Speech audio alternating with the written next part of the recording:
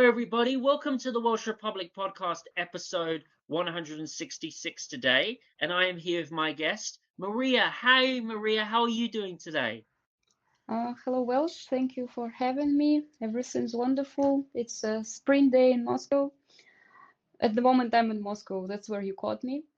So all is well. How is it the weather exactly? Like what spring-wise? Because I know you guys have had big winter storms, and now how is it exactly today? It is actually unusually warm. I'm not sure exactly the degrees, probably plus 14 or plus 13, something like that, which is very warm for the first half of March. And it's nice. I already see some flowers blooming outside. That's fantastic. That's the best time of the year, maybe. Yeah.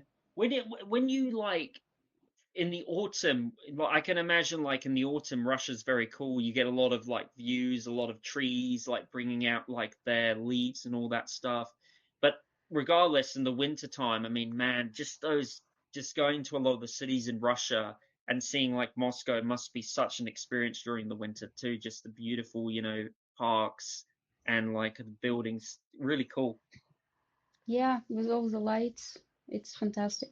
And all that is covered with white snow. That's really beautiful.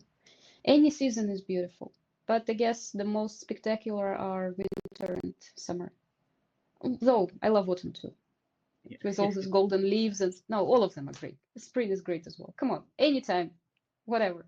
That would be so good, eh? I just like always wanted to go to like, especially I would love to go to Crimea too.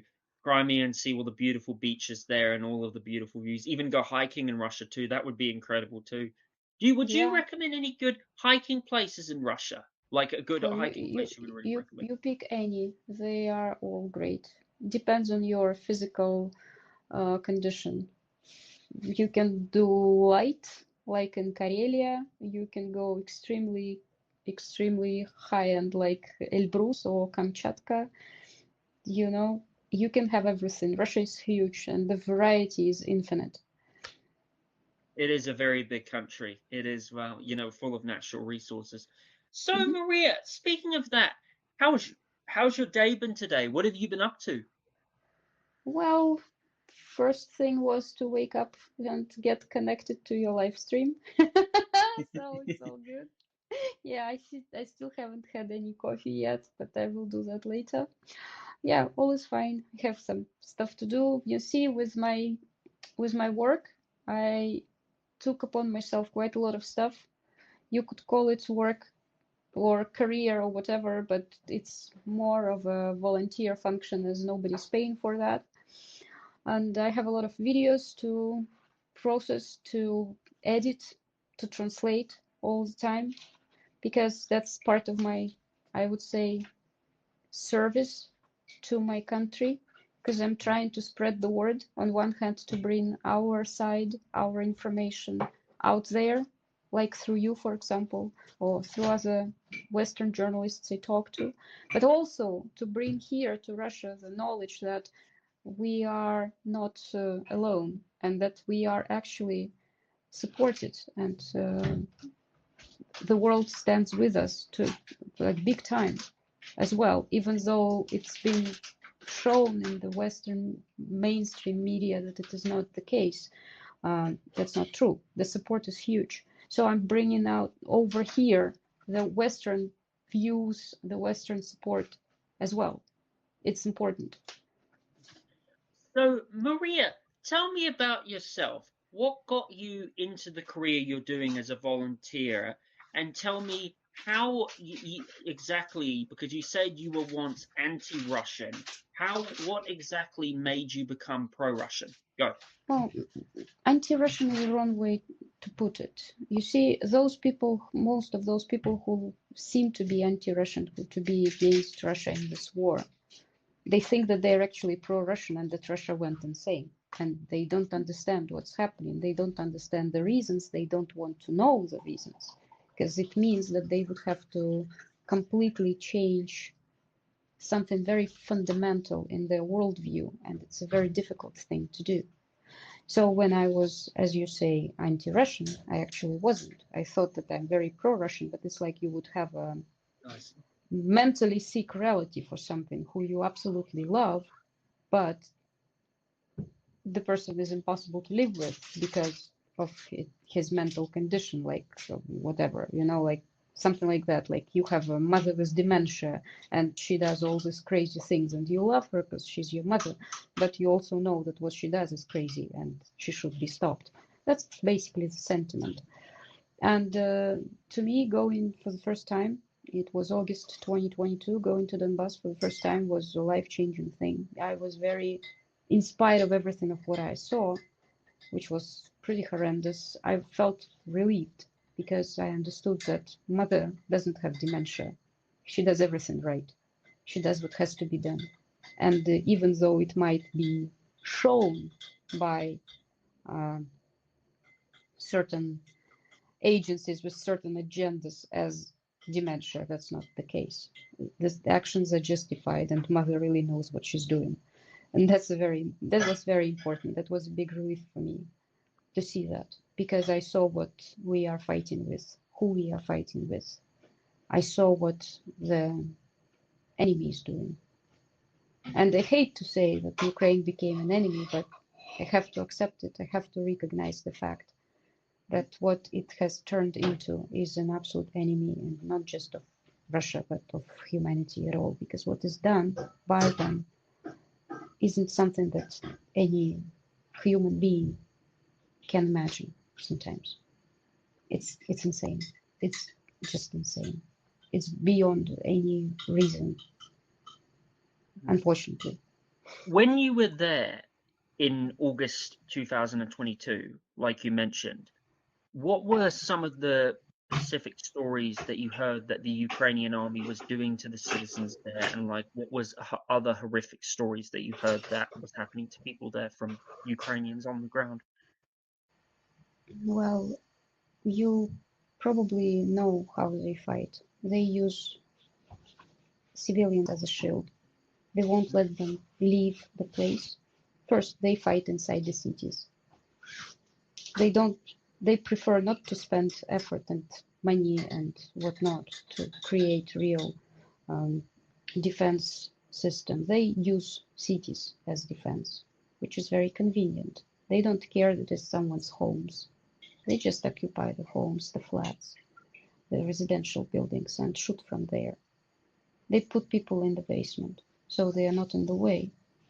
But they know that if anybody shoots back into them, right, from artillery, from a tank, from whatever, the building might collapse and kill those in the basement. So it's a very effective tactic. Sometimes they do it from, not sometimes, quite often, they do it from churches. That's on the top. We don't shell churches. We feel sorry for churches. It's a sacred place. They shoot from there. They put snipers there and shoot at civilians. That's what they did in Svetogorsk when it was partially under our control, partially under Ukrainian control when I went there. There is a very holy Laura, the cathedral, like of utmost importance. They shot from there because we wouldn't shell cathedral. It's worst of the sins, really. They don't care. Now I go to Nikolskaya very often. That's near Ogledar, where there is a monastery abode. They used everything against it. Like, it's where nuns live and monks live. It's two monasteries together. And it's like a long building where they lived. And it's like 5 HIMARS all along. To what end? To kill who? Nuns? To achieve what kind of military goal? There is no military goal. The only goal is to terrorize. When they would put a woman in the window, a pregnant one, and she would be standing on top of the machine gun, and they shoot between her legs from the window, so nobody shoots back. Of course not. There's a pregnant woman standing there, and they don't care. She's just something like tool to use for them. And there Yeah. were crazy stories like this. When they were trying to get out of the basements for water, for food, for something, they would be shot by snipers just because they are checking the aim. There is no other reason for that. Or Did now you? they drop from drones. They do drops from drones.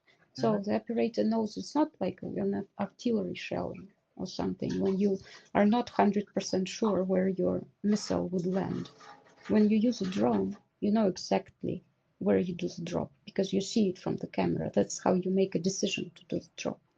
And you do it on civilian cars, on children at playgrounds. Who are you if you do that? Are you really a human being? No, not a human being at all. And that's what we're fighting with.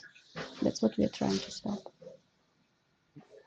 I saw when you were talking to John that you were like in a moment of being sniped. Were you being targeted by snipers yourself one time, Maria? Is that true or no? Well, I wouldn't be able to know that.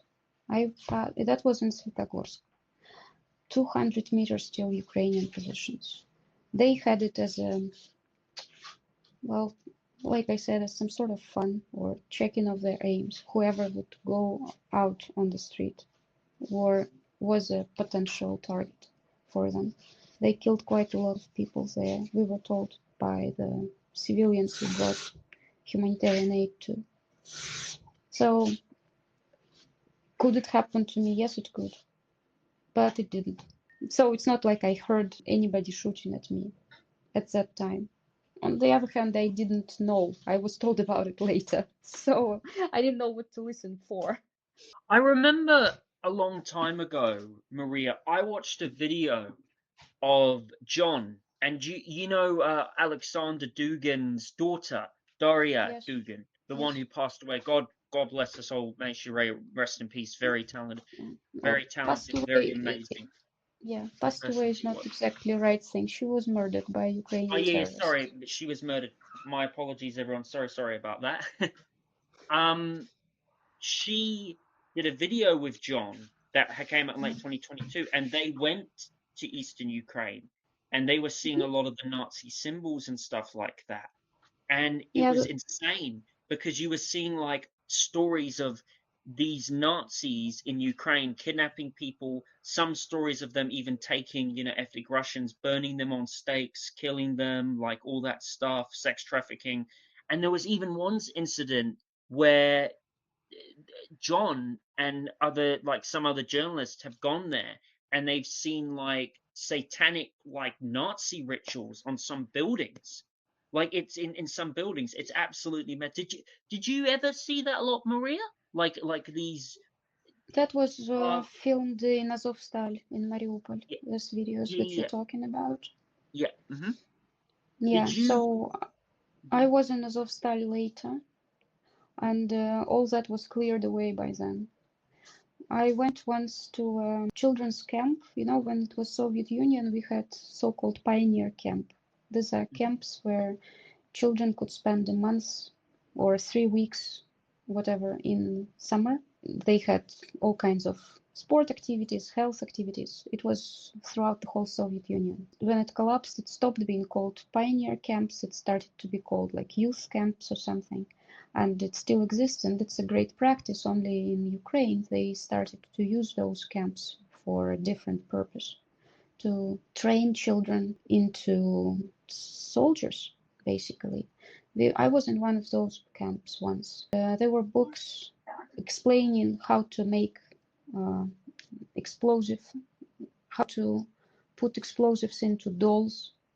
They found such a doll with an open belly. So you put explosives inside there, put a nice dress on it, and leave it somewhere for a Russian child to find.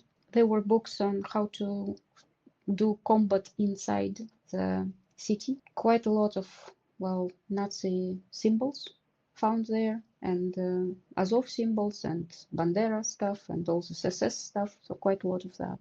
And that's in a children's camp where children from age 8 or 9 until about 17 go every summer. That was on liberated territories, and there's quite a lot of that. There are plenty of such places there, of such camps there. So the hatred and this attitude to Russians as Untermenschen, as not humans, is indoctrinated into them from really, really very early childhood. and they have no other option but to grow into a Nazi human. So for them, all this Nazi paraphernalia is normal. It's absolutely normal. It's not something that would scare them or would make them feel disgusted or something. No, it's what they grew up with. And this is horror that we have to deal with. We watched it develop right on our border and did nothing until it blew up into what it blew up with, until it turned into burning people alive in Odessa in 2014, into killing people in Lugansk from from from air. They bombed the center of Lugansk. They bombed it. They bombed Gorlovka, and not only Gorlovka, like all these places. In Severodonetsk, I saw a poster on one of the buildings, several posters actually, with the main strikes, first strikes, and dates when that happened. And it said the army shoots at its own people only once. After that, it's not its own army and it's not its own people. That's the complete separation, the complete severance of any ties. As an army, you're supposed to protect people, not to kill them. People of your own country. Sorry, that's my cat. Oh, that's really good. That's all good. What type of cat is that you got there? That's her. That's my girl. Oh, she's adorable. Hello.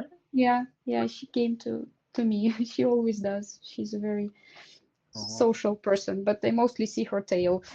So yeah, hearing about those stories, I read a statistic that there was a study done by a lot of Russian analysts saying between 2014 and late April of 2023, more than 5,000 people were killed, including 138 minors in this Donbass genocide in Donbass. I think more. I don't think Yeah. the statistics covers it completely. I think the numbers are substantially higher. Yeah, absolutely. It is to see that, like, all the crimes that were being done, Russia were justifiable to go in there and stop that, and I think Putin had every right to go in there and stop it. I think it was horrific. I think especially when you look at the sex trafficking operations, that a lot, Biden and the American government has a big connection to. The Israel lobby obviously has a big connection to that.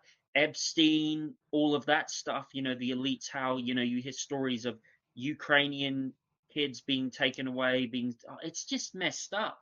Especially how Ukraine and Israel are the two biggest sex trafficking places in the world. It's just, it's really screwed up, Maria. You're going to say something? Go ahead. I know very well a person called Vasily Prozorov. He now lives in Moscow. He's a former Ukrainian SBU officer. When 2014 happened, he stayed in Ukraine and started to work there secretly for Russia as a double agent. And he did that until he could not do this anymore because it would have costed him his life and he had to leave. And he does a lot of investigations now. And he did investigate the child sex trafficking as well. He was actually contacted by his former colleagues who said that they see it, they know it, they cannot leave knowing this information and not doing anything, but they are unable to do anything because all the Ukrainian elites are involved and their superiors are involved, and there is no way for them to stop it. So they were hoping that he would be able to at least publish this information, because if it's published by someone outside of Ukraine, it would at least be known. Maybe nothing can be done, but at least people will know that it's happening. He had it even like orders. So you supply an order. I want a blonde girl with blue eyes, age 5 something. And do a detail like that. And the orders all ended up being for those that he saw, for United Kingdom, for the royal palace, for all that. So it's really rotten, our planet in this regard. The elites are really, really rotten creatures. what they I do. agree. I agree, Maria, especially when you look of how these elitists, well, some people say they're this, some people say they're Zionist, Illuminati, whatever. We'll just call them the elite. But there is a lot of Zionist influence in the elite, especially when you look at the sex trafficking that goes on in Ukraine and in Israel and in Britain, and Epstein's connection to all of it. It's really messed up. It is just like I'm really glad. Maria, I was reading something today very interesting about the what's her name? She's the president's she looks after the kids. She protects kids. She's the children protective advocate for Putin, President Putin. She was the one that the ICC did a warrant against, which was ridiculous because they accused her of kidnapping kids. Yeah, the ones that we took away from the shelled Yeah, places. yeah. That Probably was them. yeah, that was absolutely ridiculous. Like to accuse Russia of doing that is absolute nonsense. Because it's just it's ridiculous. Hmm.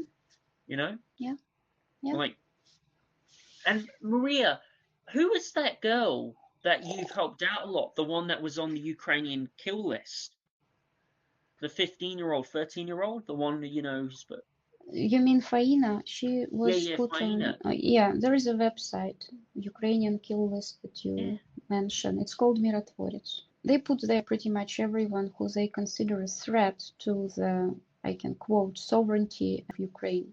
So it's so weak in terms of sovereignty that they can be threatened by a 12-year-old girl. Faina was 12 when she was put on Mirotvorets. Actually, she's not the only minor there. It's more than 300 children there. oh The my God, youngest one to put there was 9. So even a no, 9-year-old apparently is a threat to sovereignty of Ukraine. what did So that much for 9-year-old? sovereignty. What exactly did that 9-year-old do to be? Who knows? They always claim pretty much the same crimes.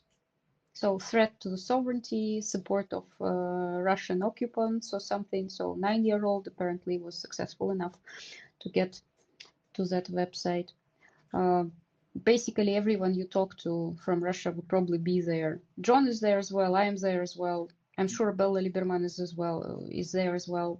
They also put quite a lot of journalists there from all over the world and public figures. Even Trump was there for a while. Then he was re-elected and they carefully removed him because they keep trying to Yeah, ask for very, very money. strange, wasn't it? Yeah, Tulsi Gabbard is there still, although, I mean, how logical is that? Well, logic is, as they call it, лжемоскальска, so false Moscow science. Um, so they don't apply logic. It's for us Russians. They don't need it. That's how they live. Anyway, Roger Waters is there, for example. I know Dugan would be on that list too. Dugan would be on that list. Oh, sure, he Yeah, is. yeah. Mm. Yeah.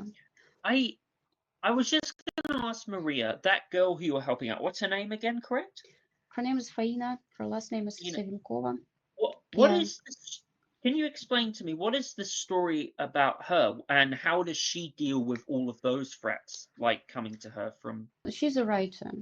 She writes books, plays, really talented child. To a degree, it so happened that she was somehow picked because it would be nice if a writer, a talented girl, the age of 12, would record an appeal to the United Nations representing the children of Donbass.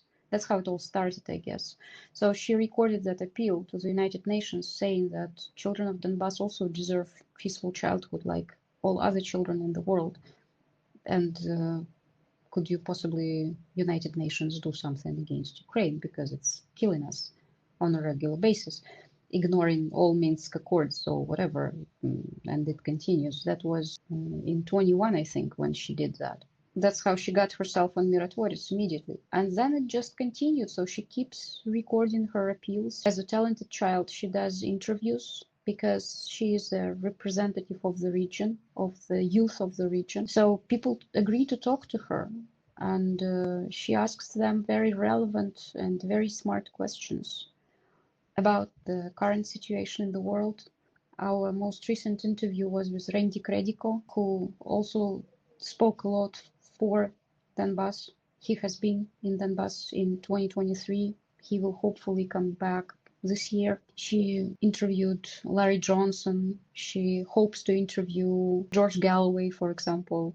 She interviewed Roger Waters. She really does an amazing work in this respect, to try to bring to us that we are supported by very prominent people of the planet, but also to bring it out there that we are supported by very prominent people of the planet.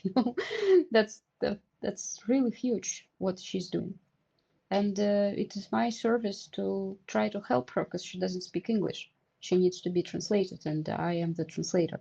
She hopes to fight this website Mirotvorets. She hopes that when enough people speak about it, then maybe CIA would do something, because it is backed by CIA. It's Yeah. hosted in Langley, so CIA is definitely behind it. That maybe they would stop backing it up, and then maybe it can be shut down, because it contains private data, private information of all the people, their phone numbers, their addresses, their passport information, if it's possible. So all the information that could be found, the information of their families, relatives, like there they are, kill them. Here's everything you need to know, everything that we could find about the person. Find him there and kill them. That's an appeal to the world from that site. And people from whose data was listed on that site, they were killed. And when the person is killed, they write liquidated Yeah, across the I know. name. That's what they did to Dasha Dugina as a celebration of her murder, that she died. That's what they did to many other people. Dasha Dugina was only 29 years old. Such I a know. threat to Ukrainian sovereignty, right? It's insane, and kids should not be in that list. That's really got to stop. That is just, it's no different to what the IDF in Israel is doing, especially to how they're like, kidnapping hostages, children hostages, and what they're doing to kids in Palestine, especially how the IDF shoots them through the head and all the horrific Mowing the drugs. grass. They say they're mowing the grass. Yeah. hmm Um, Maria, after your time in Donbass, and especially Mariupol and other areas in eastern Ukraine that have been liberated by Russia, that are now part of Russia, do you believe, what do you think is the greatest misconceptions that the Western media has about those regions that have been liberated by Russia, like the greatest lies the media says about them, especially when they say that, the infrastructure has been destroyed and all that stuff? The biggest So misconception is that Ukraine is the victim. Ukraine is not the victim. Ukraine is the what offender, what I was which needs meant to to be say, stopped. Maria, is do you think it's been very ignored by the global community? When you get to Donbass, you see the remaining bits of Soviet Union big time, because Ukraine did nothing to this region at all. And all the infrastructure that existed there before Russia came in was the Soviet infrastructure that tried to survive during 30 years. So it was in a very sad condition, let's put it this way, when it's easier to go across the field than along the road, because it's not a road anymore, it's just a direction that you imagine in your head. So going across the field, right across the field by car is actually safer and faster and easier. So Russia came in, and Russia builds the roads there, rebuilds houses, restores stuff. Reconstruction of Mariupol happens in such a pace that is really unimaginable. Like, you blink and there is a new house. It's so fast. I haven't seen that even in Dubai. Mariupol is going to be so beautiful. Now you already, when you go along the main streets, of course there's a lot in the back and the yards, but when you go along the main streets, the first rows of the buildings, they're all built, they're all done, renovated. So you really have to search traces of war if you are just on the main street, and it's difficult to find. Like, we would bring someone there, like, I know I can show you the good view of rebuilt new house and still destroyed house. You'll compare how it was and what it is. We come there, no destroyed houses anymore. In Mariupol, it's a bit easier because it's not shelled on a daily basis, because it's harder to restore something when it's under constant fire. When you went there, what was it like to see like the hospitals? How developed were the hospitals, like the education centers and other stuff like industries and supermarkets and stuff? What is it like there that you won't hear from the Western media? Well, now, look, I mean Russia, invest really huge amounts of money into the region. So we are rebuilding hospitals, renovating them, bringing new technologies there. I'm sure now the hospitals are substantially better than they used to be before, because Ukraine didn't invest a cent into the region. And then from 2014, when region declared independence, Ukraine withdrew and left it alone, and they had to reinvent their life. Imagine when all the state services, pensions, social payments, police, medicine, everything that you're supposed to receive from the state is gone. It's not happening at all. You're cut off, which is more, you're blocked, and you're being shelled, and you're being targeted as a military target. So in these conditions, Donbass had to stay alive somehow and try to develop and try to recover or just maintain life. And it did what it could. Of course, it was super difficult, but it never gave up. It continued. And then we recognized the republics in 2022 and went in to defend them. And we also went in to restore them, rebuild them. So now we have substantially better hospitals there, of course, I'm substantially better amazed. infrastructure. Banks work now. They didn't have, you had to bring cash. You couldn't use cards there in 2022. Now you don't care anymore. You can pay with your card in destroyed Avdiivka, for God's sake. Maria, I'm really impressed in especially in Mariupol, the apartments that they've built for all of those citizens who lost their houses during when Ukrainian was shelling their houses, and especially how they're free too and how developed they are. I mean, you barely even see that in the West, let alone America and stuff like that.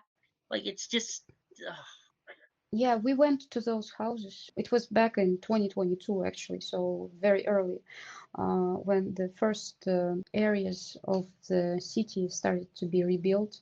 And they built several new areas where they built houses from scratch. It's always easier to build from scratch than to restore the destroyed house back to life. When you build from scratch, it's much faster. And they showed us several flats there, and they're fantastic. The quality was fantastic. They thought of everything. They even made wall sockets for air conditioners next to the ceiling. They wow. prepared even that. I mean, they are really thought of. They have very, very nice planning, very nice layouts, those flats, and everything was prepared for them. Now they do that, for example, in Avdiivka. They have rebuilt a couple of houses, and they renovated the flats inside there, and they, for those citizens of Avdiivka, residents of Avdiivka who remain in the city, they give those flats to them to temporarily live in until their own houses are rebuilt. So it's like a humanitarian aid, like temporal residence for them until they can move in back into their own homes. And it's all fine. They have water, gas, electricity, whatnot. Everything's working. Heat, central heating, so warm pipes, warm batteries in the house. It's fine. They also provide furniture. They provide, well, everything. So people who have lost their homes have a possibility to live normally, finally, now. Maria, in your experience in being in Russia, like a lot of people are saying that the Western media is saying the economy is breaking, the inflation is getting worse in Russia. You guys like, oh, it's just ridiculous. When you look compared to your experience in being in Western countries, what is your opinion to how Russia is, how the Russian cities are like compared to the Western cities, how Infinite, it's yeah, infinitely better, infinitely cleaner, infinitely safer. I did feel so unsafe that I didn't stop at the traffic light in certain areas of United States. I absolutely felt like if I stop, I'll be taken out of that car. The car will be taken away from me. I will be dismembered or something. It was a very bad feeling to have, but I honestly felt it. Once it happened to me when I wanted to go to some place in the United States, and it's a black town, and I was told, we are not letting you go there. I'm like, what do you mean? I cannot go there. I want to go to that place. It was a town where Michael Jackson was born, called Gary, and I was geographically nearby, and I was like, I want to see his house. I know the address. I want to see where he was born. Like, no way you're going there, because nobody's going to be able to protect you there. Like, what? If I want to go somewhere in Russia, I will. And it's absolutely safe, day or night. We go here and light our way with our cell phones, counting cash, in the night. Nothing will happen to you. I am a female. I can go anywhere at 3 a.m. or whatever if I feel like walking at that time of the night, and nothing will happen to me because it's safe. And I take it for granted until I get to certain areas of, for example, states. In the United Kingdom, when I was there, I was shocked to see that they don't flush their toilets Oh no, until they don't. It's terrible. they don't, because Yeah. they can't afford wasting the water. So they wait until they pile up and only then they flush. Like, what? It's unthinkable. It's unimaginable for a Russian. What do you mean you can't afford your water? They wear like jackets in Germany because it's so cold in the house. We walk around in t-shirts and underwear inside our homes because it's so hot in winter. We open windows in winter.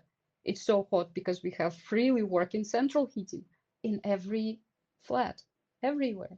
We take it for granted. And they freeze at homes. They wear really, really thick pajamas, several of them, to create layers so that they're not cold inside their homes. So the quality of life here for everyday person, I'm not a rich person, I don't have yachts or palaces or something. It's so much better. It's totally affordable for absolutely anybody. The quality of food is so much better. The quality of public transportation is so much better. It's uncomparable. And for example, medical services, if I need, I don't know, to fix my tooth or something, or I need a therapist or something, whatever, it's a matter of one call. And I'll be choosing from who is more convenient for me geographically or time-wise, and I'll get that service immediately. I can call a doctor to get to my home and get treatment at home, and I'm not paying for that. It's free. If I feel a stomach pain or something, it's free, and they're not going to charge me with thousands of dollars after, like it would happen to me in the United States. Or I would have to wait for how many months for my appointment for a certain specialist, like it would Yeah. happen to Oh, me in the months, United months. Kingdom for them. Yeah, Yeah. here Yeah. it's a matter of seconds. You call and you say, I need such and such a doctor. Okay, when? 3 p.m., 4 p.m., 5 p.m., what's more convenient for you? Let us know. Please come. And again, we take it for granted because it's so normal. Maria, what is the benefit system like in Russia? So if you're someone who's struggling and needs help with paying for something, or like find government housing, or if you're poor or something, how does the benefit system and the welfare system work in Russia? I personally never had to use it, so I don't know exactly the process. But I know, for example, that there's a great program for women, for mothers. They get quite a lot of money when the child is born. It's called maternal capital, which is enough to be a substantial part of the flat to buy or house to build or something, whatever the family chooses. We are talking hundreds of thousands that people receive. For the second child, even more for the third child. So it's an attempt to help families get more children. There is free healthcare. There's free education. I guess that also counts as social support. I know that there are facilities for homeless people who choose not to stay homeless, and they can find shelters. That also works for sure. Now, when there are so many refugees from Donbass and from Kursk region, we have arranged lots of places for their temporal stay. I was in one of those places in 2022 that was in Voronezh. It was really like a very good 4-star hotel where they could stay for free for as long as they needed. Each family had their own room. There was a separate building where there was a kitchen on the territory of that location. There were like several buildings. I was there. Damn, they eat so well. They eat better than me. It's like great,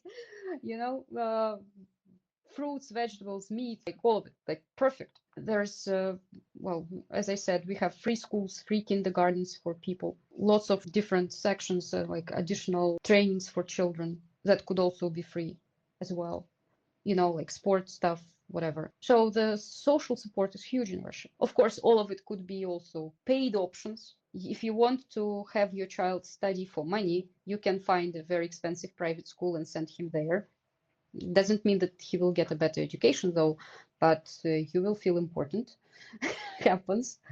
That also exists, of course. And higher education is free for the best students. It's called budget on like to enter the university on a budget if you don't pay. If your marks are high enough. If your marks are not high enough, you pay for your higher education. So it's like both. But again, it depends on you. Study better, be smarter, and you'll get into this group that studies for free. It's all in your hands. When I was in the States, one of the first questions I was asked was, "What's your debt? What's your credit card debt?" It's normal for them. I I know. look at them like, you know what? I do not use credit cards. I do not have any debt for my housing, for my education, for my anything. That was Because the case. most Russians own their house. Most Russians do. That's true. Yes. Yeah, that is That's true. true. It's like in China too. China, they also own a lot of it too. In Belarus, they have that too. A lot of people in Belarus own their own house. Yes, that's true. It's rather difficult to find someone who does not own a house, or like, for example, there's a family, everybody's registered there, and they all are co-owners of a house or of a flat. Depends. When you compare it to America, because America it's just a country, like I said, that's controlled by bankers. It has a banking system, it puts them into debt, all that stuff, and it just doesn't help. It's just messed up, and Russia doesn't have that. It has a government that cared for its people, and I wish America could be like that more. In fact, the West would be nice, but Well, come to Russia. hopefully We one have day. huge territory, and really we need more people. We are not very densely populated. Yeah, that one thing Russia is having is definitely a demographic problem, though. They are having a bit of an issue with that at the moment, but I do think they'll overcome that. I do think they'll overcome that somehow. Maria, so talking about that, what was it you went to Kursk, right? Kursk, the area that Russia's just liberated. Kursk. Yeah. When you were there, right, and when the Ukrainians were invading it, what were some of like the horrific crimes that you like heard from people that the Ukrainians were doing, and like what did you see there exactly that you think that people from the West should know? I don't think anyone should see that. I don't think anyone should talk about that. I thank God I have not seen it myself. I talked to someone it was shown to the person on the phone of the dead mercenary. When they get their phones and they study their phones, what's in there. It's important. They could find useful information. And they found videos that are really indescribable. I'm not sure you want to put it on your channel because it's very, very disturbing. You lose sleep after that. It's insane. I mean, I can, but I think you would rather cut it out after I say this. I can imagine it's. If you want to go, you can. If you want to go, like they have videos there when they would. There was a pregnant woman. They would cut her belly open and use the fetus as a football ball, kick it around. Oh my God, that's messed up. I'm not sure if you want to put it on your channel. It's sick. It is disgusting. Something else. It sounds very similar to what like some of the monstrosities that the Ukrainian Nazis did to what was the Polish village? That Polish village where you had some of the Ukrainian Nazis who were doing such horrific things that the German Nazis had to tell them to stop. And it's kind of like what the they developed the skills. Developed the skills. Yeah. And it's kind of like exactly how there was someone who Nazis. There was someone who came into some barn and saw children hanging there. The oldest one was 4. Oh, that is messed up. Is this you talking in Kursk or in the old days? In Kursk now. It's not old days. You would think it's like in history books, in those crazy movies about World War II, or as we call it, Great Patriotic War. But it's now in 2024. That's when it was done. That is so messed up. It's like, as we say, it's exactly like what the Ukrainian Nazis were doing to the Polish people back in World War II, what the Kurds were doing to a lot of the Serbians and stuff, and what the Nazis were doing to the Slavs. It's just really disturbing. Just recently, Putin went there to Kursk region. You might have seen it. So Yeah, have he seen did. it in the news, and he said that we do not treat those as prisoners of war. We treat them as terrorists because they are terrorists. They don't deserve treatment of prisoners of war. They are terrorists. In my opinion, if before I would have answered maybe differently. Now, if you ask me, could you kill someone? I can say yes, I could, if I had a chance. When I know what they do, and that's what they do now. These people don't deserve to live. They should be killed. They Really shouldn't be. disgusting. Hmm. Yeah, they don't deserve to live. They're not people anymore. If you do something like that, you're not a human being. You are a waste of space. You shouldn't continue to live. It's the same thing that the IDF, Israeli soldiers, are doing to Palestinian kids. It's no different to the type of stuff they do. It's messed up. It's just really got to stop. Maria, Oh, speaking of same school that, of terrorism. yeah, yeah, pretty much.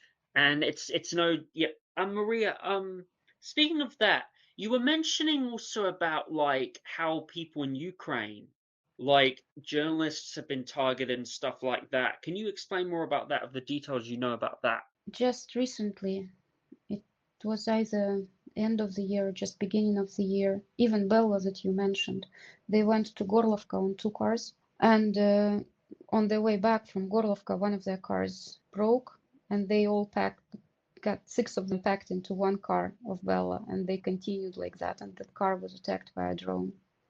And they were all journalists. One of them, Alexander Martimyanov, was killed. The others were injured to a various degree. That was, of course, the end of the car.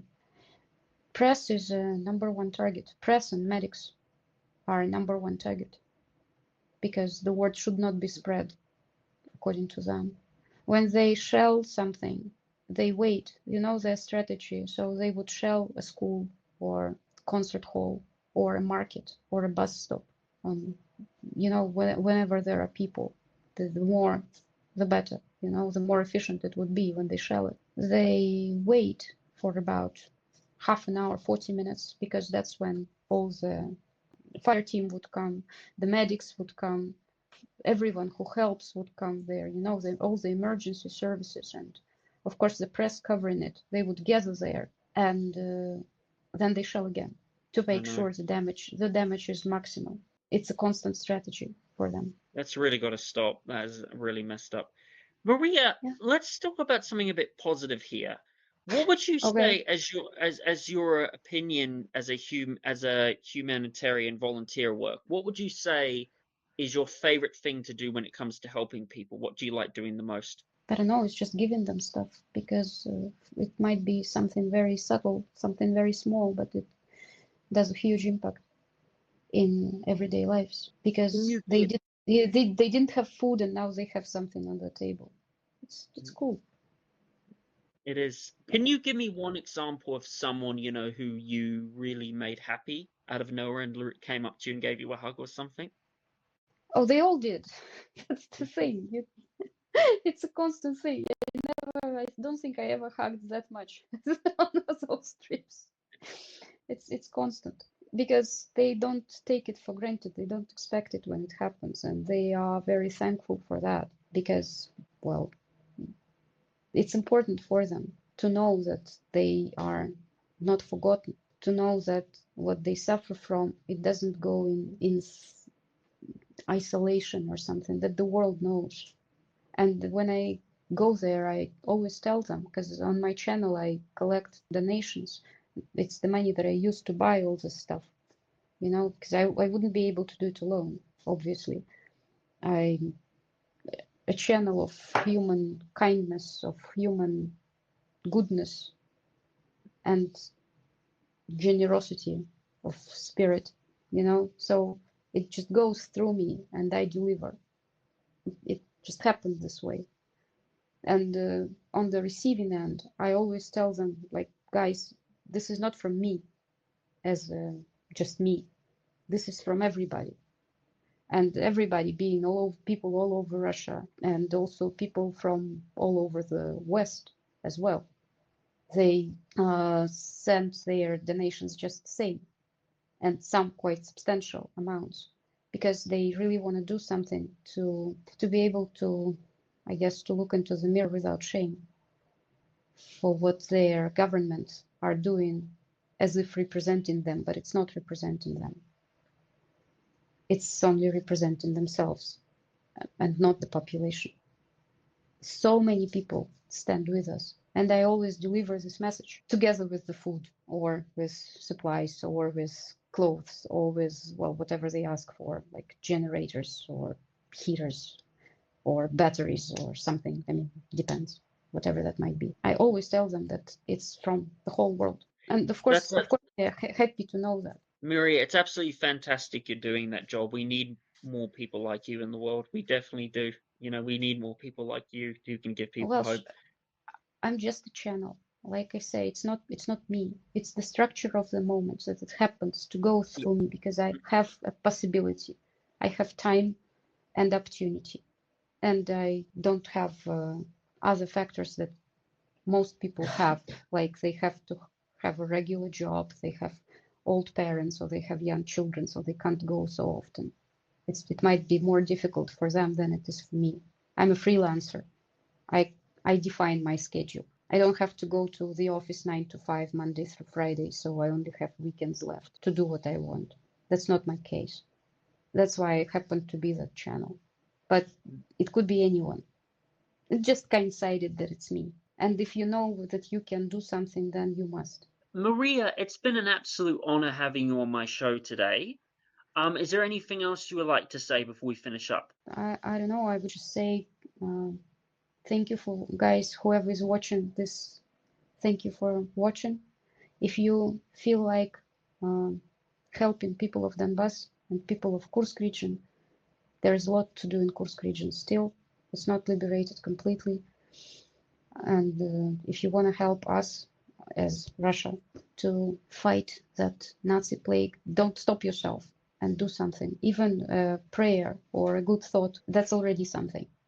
Don't believe what is told to you from the mainstream media. We are not an aggressor, and we are not in the wrong. We are trying to do the right thing. Only it's very difficult when half the planet is against you and your voice is silent, so you're not even heard to try to show and explain what's happening. Keep your eyes open, keep your ears open, keep your mind open. Analyze, doubt everything, look deeper, look for real reasons, and then maybe you might understand. And if you feel like helping, trust me, there are ways. Everything counts. Well, thank you, Maria. It was an absolute pleasure to have you. Maria, where can people find you? Well, I will send you the links to the channel on Telegram. There's also something called Boosty. This is for the Western donations. That's the only convenient way that I could find. I try to post sometimes there as well. Not, of course, as active as on Telegram, because it's a bit of a pain. But that's a channel for people to see at least something, if Telegram is a problem. And well, that's pretty much it. I also have a small YouTube channel, but again, it's even a worse pain to try to post something there. Plus, YouTube constantly blocks it. I would upload stuff and it doesn't last even a second. It's immediately removed because of the YouTube censorship. So it's really, really difficult to get through there. You know, it's really funny how this censorship works. Facebook is long forgotten in this regard. There's totally impossible to post anything. It doesn't last at all, or it gets buried by the algorithms of their suppressing of information. Anyway, so that's pretty much that. All I have is Telegram now and Boosty. Well, thank you, Maria. It was an absolute pleasure to have you. Everyone, please go check out Maria's work on her Telegram. Go sub to her YouTube channel. Go check out her work. She's doing an absolutely splendid job of what she's doing, making the world a better place. And remember, everybody, never give up. God bless Russia. Free Palestine. And remember, everybody, please remember to like, share this video, and also subscribe to my channel. Thank you for joining the Welsh Republic podcast episode 166 today. Take care, everybody. God bless you all.